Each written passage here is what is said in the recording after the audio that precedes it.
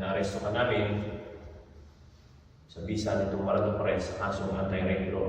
Walang kawala ang 32 anyos na modelo sa kanyang pinagtataguan sa Quezon City matapos maaresto ng CIDG Tarlac noong September 10. Sabi ng CIDG Tarlac, wanted ang suspect matapos ireklamo ng panggagahasa ng kanyang stepdaughter. Nagpalipat-lipat daw ang suspect ng hotel para makaiwas sa huli. Itong subject ay isang model at actor ng isang adult film streaming platform.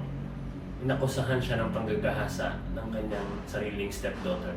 Isa siya sa Regional Most Wanted Person ng Police Regional Office 3. Base sa investigasyon ng pulisya, lumabas na inaabuso di umano ng suspect ang biktima na nagsimula raw nung 9 na taong gulang pa lang ito. Sabi ng CIDG, inireport ng suspect sa pulisya na nawawala ang kanyang stepdaughter.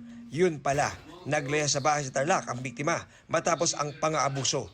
I-check namin kung meron pa siyang ibang kaso na kinakaharap at i-return namin yung kanyang warrant of arrest sa korte na nag-issue ng kanyang warrant.